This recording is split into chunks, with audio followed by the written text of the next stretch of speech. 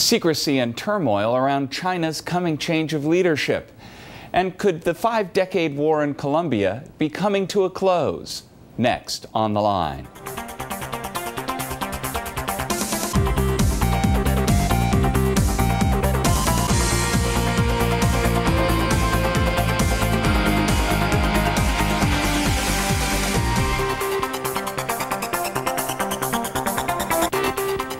This is On the Line, and I'm Eric Felton.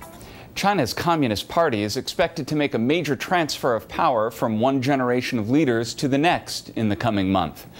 But the man expected to take the top spot in the ruling Politburo, Xi Jinping, mysteriously disappeared for 2 weeks this month, leading to wild speculation about his health and whereabouts. He reappeared September 15th, making a televised visit to a university in Beijing. China's leadership drama comes at a time of increased regional tensions, in particular, a growing dispute with Japan over territorial waters. How is the leadership transfer affecting events in China and vice versa?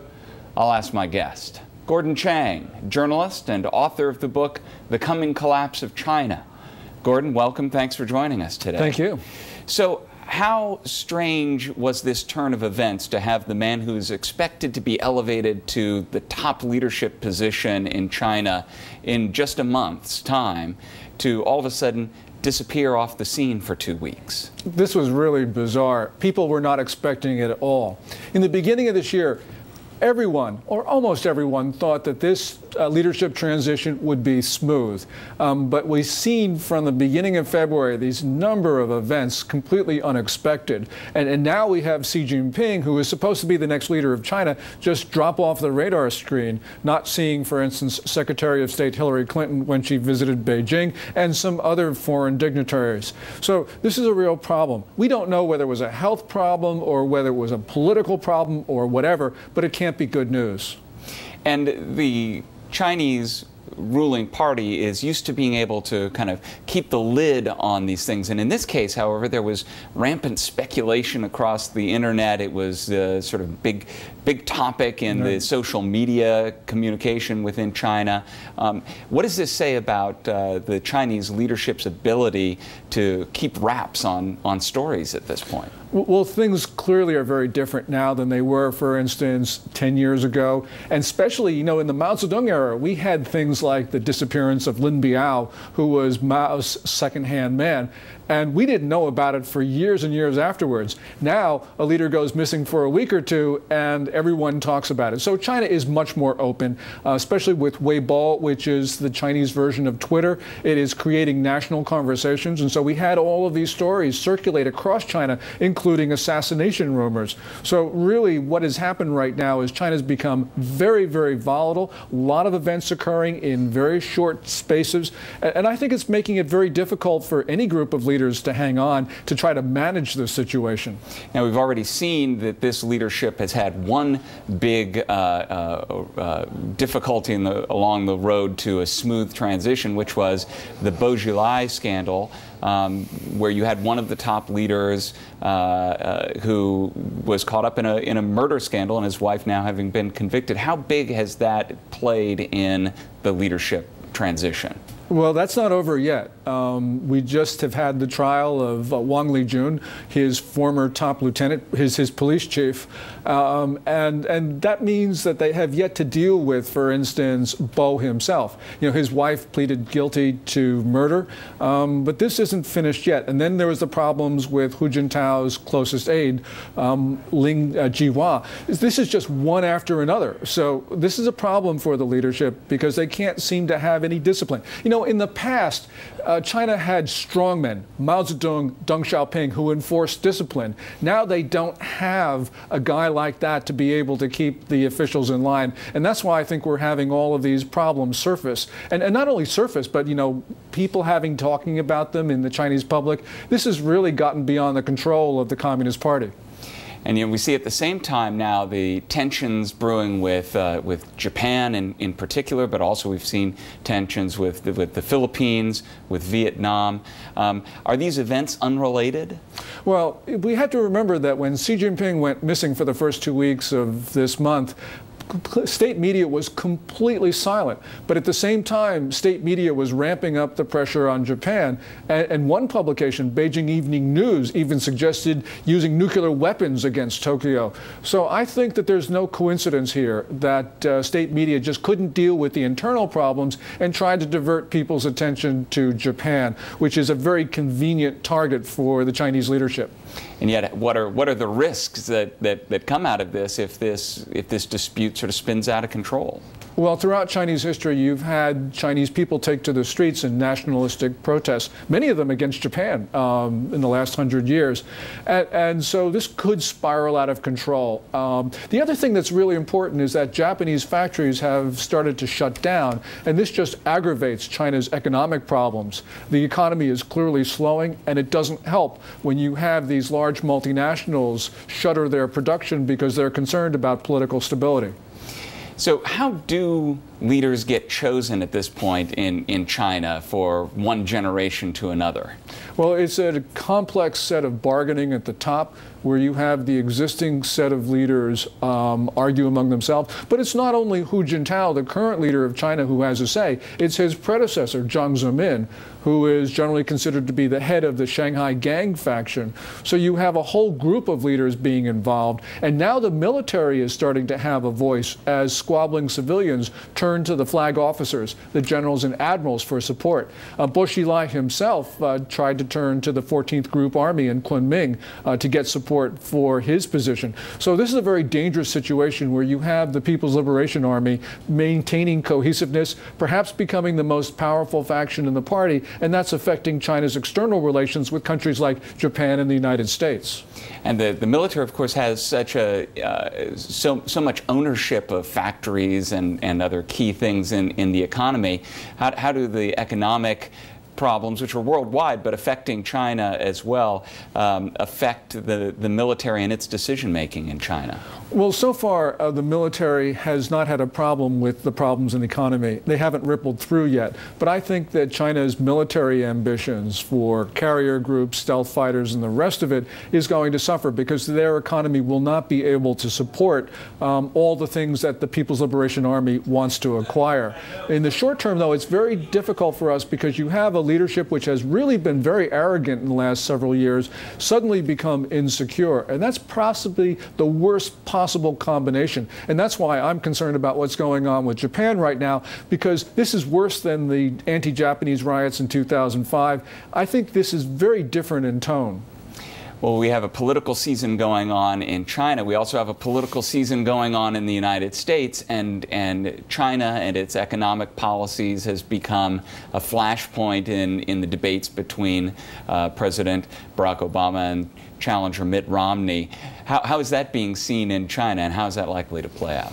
I think the Chinese leadership views the China bashing, if you want to use that term, really as sort of, oh, that's just politics. But I think that's a mistake, because what China is doing is pushing the United States into a corner, and the next president, whether it's President Obama or Governor Romney, is going to have to respond to some very important trade challenges. So I think Beijing is mistaken, because this is not just China bashing. This is a reaction to some mercantilist predatory trade policies that any country would react to, whether in a campaign season or not. So has the past months where you've had all of these scandals going on that have involved Bo Xilai and then the disappearance of Xi Jinping, it's brought out this question of transparency in the government in China. Is there any indication to suggest that China's going to figure out a way to be more transparent about what's going on at the top reaches of its government? Well, everyone would like to see that occur, but unfortunately there's been remarkably little change in the political system. Yes, it's become a collective instead of one-man rule, but many of the things that we saw in the Maoist era have really carried over. And secrecy is one of them. So clearly this political system is changing a lot less than we would like it to. And I think that within the confines of the Communist Party system, there is only limited amount of reform, political reform, that can take place. You don't have a strong guy like Deng Xiaoping to say, go out and do this.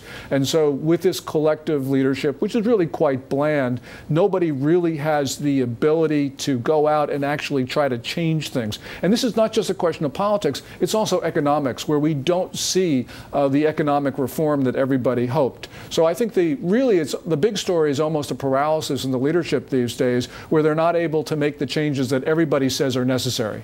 Now, there's some observers who've been saying there's an expectation that the top ruling standing committee may actually contract from being some 9 members to 7. Is there something to suggest that power is going to get more concentrated in China? Well, that's a possibility. The Politburo Standing Committee used to be 7. It expanded to 9 10 years ago, and now people say, and we don't know, that it'll become 7 again. But at the first plenum after the 18th Party Congress, which is supposed to happen this fall, we will see if it's indeed 7. But I think that we probably are going to see a lack of institutionalization. People have been saying, well, the Communist Party has institutionalized its politics with rules, guidelines, practices, and limits. And if they come out with a 7-member Politburo, we know that that story is not correct. Gordon Chang, journalist and author, thanks so much for joining us today. Thank you.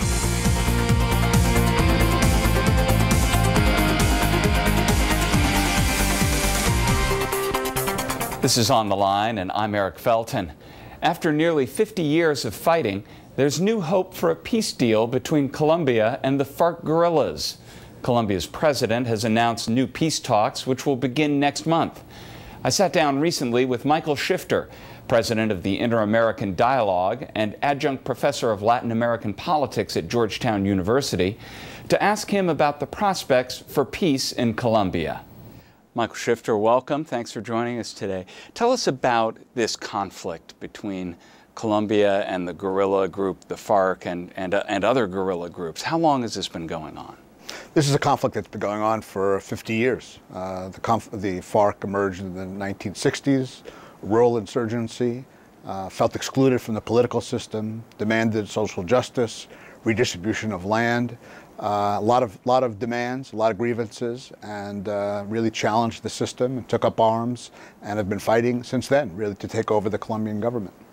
And it's not only been involved in fighting, but funding itself through drug trafficking, through kidnapping. It's really shaped so much of the dysfunction of that country. The Farc has evolved from its origins in the 1960s, 1970s, starting in the 1980s, the end of the 1980s, early 1990s especially. It got very deeply involved in the drug trade, criminal activities, extortion, kidnapping. This is the way it finances itself. And it's been able to buy arms on the international market really through these resources. So it has lost the ideological character it once had, which was quite strong, quite pronounced, and has become much more of a criminal organization in recent years. Now, there was an effort at peace talks between Colombia and the Farc some 10 years ago. What happened then? Well, there was a lot of hope in Colombia. This was the government of Andrés Pastrana, a conservative government in Colombia, and he met with the leader of the Farc, and what happened was there was a demilitarized zone that the government agreed to give to the Farc in order to build confidence. And that was a pretty large area, about the size of Switzerland, right, in southern Colombia, a substantial amount of territory. And the idea was that the government would show goodwill, and then they'd be able to engage in some talks and make some progress. And what happened, I think, was one of a story of frustration and disappointment. The Farc was not serious about negotiating. The Colombian government, the Colombian people really soured on the Pastrana government and felt that the government was not strong enough, didn't have a strong strategy, and the Farc was not really interested in peace. They were profiting from the drug trade. They were doing well. They were strong. And so why give up the arms? And I think there was a real letdown after those talks collapsed. That was in 2002.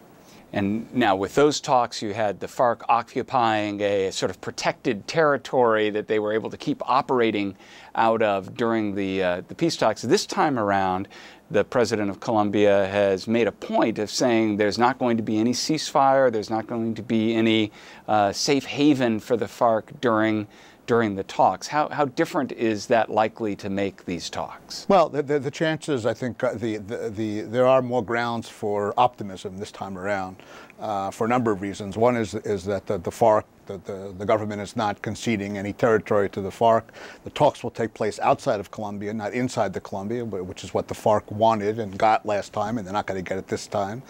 They've demanded a ceasefire from the government. The Colombian government, Santos, says that he's not going to stop military operations. The FARC is more on the defensive than it was. Last time it had about 18,000, 19,000 combatants. Today it has about 8,000 combatants, so it's been roughly cut in half over the last decade. So they're in a much weaker position. The government is stronger, the economy is stronger.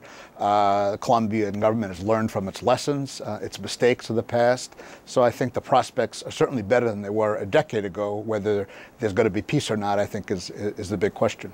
What are the biggest likely hurdles at this point? Well, there are a lot of hurdles. One is that there are 5 topics for negotiation. The FARC still wants significant redistribution of land. That is a major problem, whether the Colombian government will be prepared to do that or not. There's a question of justice. A lot of these FARC leaders are responsible for massive human rights violations and abuses. Will they be willing to go to jail? Probably not. And will that put at risk any kind of peace process? So there are a number of problems. Is there within the Colombian Constitution any provisions for some kind of truth and reconciliation process? There is a justice, a peace framework that was adopted recently by the Congress, by the Colombian Congress.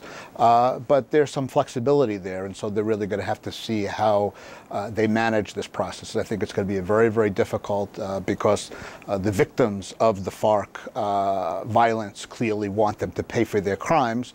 But if they have to pay for their crimes, they may not be willing to negotiate a peace deal.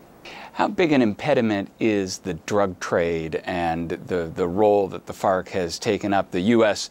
Says that the FARC is the largest cocaine trafficking organization in the world, and that's a lot to step away from that business.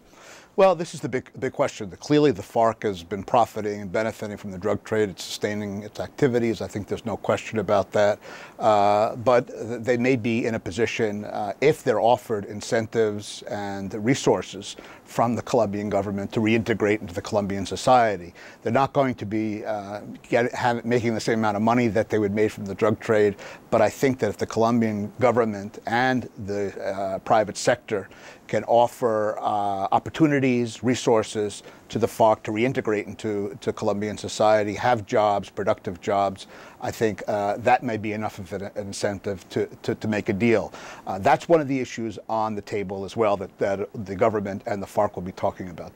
And of course, next door is Venezuela, and there have been lots of back and forth over whether Venezuela provides any safe haven for the FARC and what kind of influence Venezuela has over the FARC. At this point, what's your expectation of any role Venezuela might have, positive or negative, in this process? Well, Venezuela is part of this process. The negotiations will start in Oslo, in Norway, will move to Havana, Cuba, and 2 of the governments that will be accompanying the process are the Venezuelan government and the Chilean government. They've agreed to do that. So that's a different structure than we had 10 years ago. I think the FARC does use Venezuelan territory to rearm, to regroup. And the question is whether Chavez and the Venezuelan government will be helpful to the Santos government in achieving a peace and putting pressure on the FARC to negotiate seriously. I think that's a big unknown. The president of Colombia, Santos, has taken a huge gamble with this peace talks. Tensions have been reduced with Chavez. Things are better. They've gained some confidence, but whether Chavez will really exercise his influence with the FARC to force them to negotiate seriously, I think is a major question. Is there a role beyond Venezuela and Chile for regional players to help in this process? I think all of the region. This is also a big difference from 10 years ago. There's a lot of goodwill, a lot of support for the Santos government. I think Brazil is a crucial player. It's the dominant player in South America, Mexico as well, and of course the United States. The State Department has already said that it supports President Santos in what he's trying to do, and hopefully the United States will maintain its support to help bring this conflict to an end. Now, the FARC isn't the only guerrilla group operating in Colombia. You also have a group called the ELN. Who are they, and where do they fit into this process? The ELN is a much smaller group and a less threatening insurgency. The FARC is really the major problem, but the ELN has also joined the talks. They'll also be part of this. There are about maybe 1,000, 1,500 combatants of the ELN. They haven't been quite as involved in the drug trade, for example, as the FARC. They have attacked oil pipelines and other infrastructures. They engage in other kinds of in terrorist activity, but don't pose as serious of a problem as the FARC does. But the idea for the Colombian government is really to bring this conflict to an end, and that means negotiating both with the FARC as well as the smaller ELN.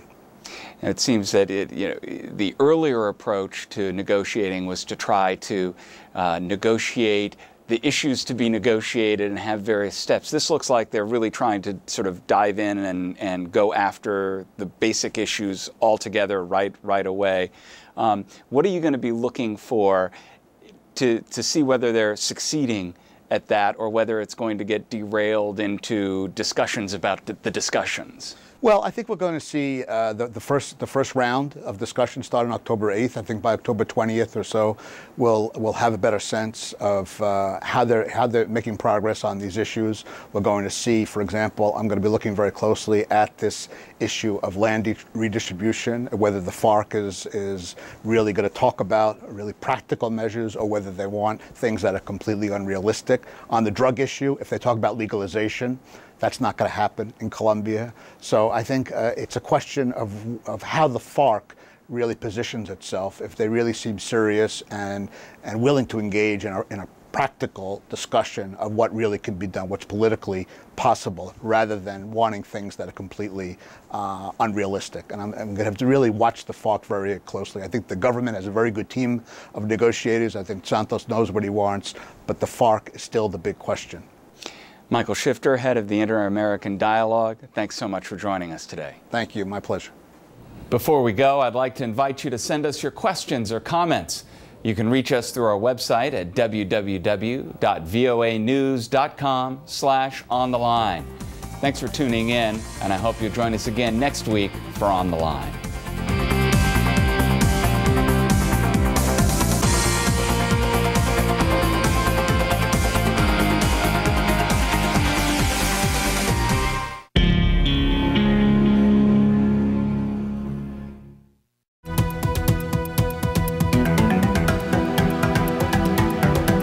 Overactive bladder. It ruins tens of millions of lives. How to stop the urge without a prescription. Next on Prescription Health. I was just constantly worried about where the restroom was. A common complaint if you've got an overactive bladder. Folks like Linda Krogstad know the frustration. I've been doing all kinds of things to help it, but nothing seemed to help. Numbers show overactive bladder affects 17% of women over 18 and 16% of men 18 plus. So doctors are using what's called neuromodulation to stop urgency, frequency, and retention. All we're targeting is these nerves. An implant like this delivers electrical pulses to restore communication between bladder and brain. New studies show 85% of these patients report less urgency and frequency. The idea of it is it's similar to a pacemaker, and the thought is that there is a miscommunication between the brain and the bladder. Next, percutaneous tibial nerve stimulation, or PTNS. Needles are inserted in the ankle, sending electric pulses to the sacral nerve to relax the bladder. A European study found 79% of recipients claimed to be cured after treatment. They stick a little like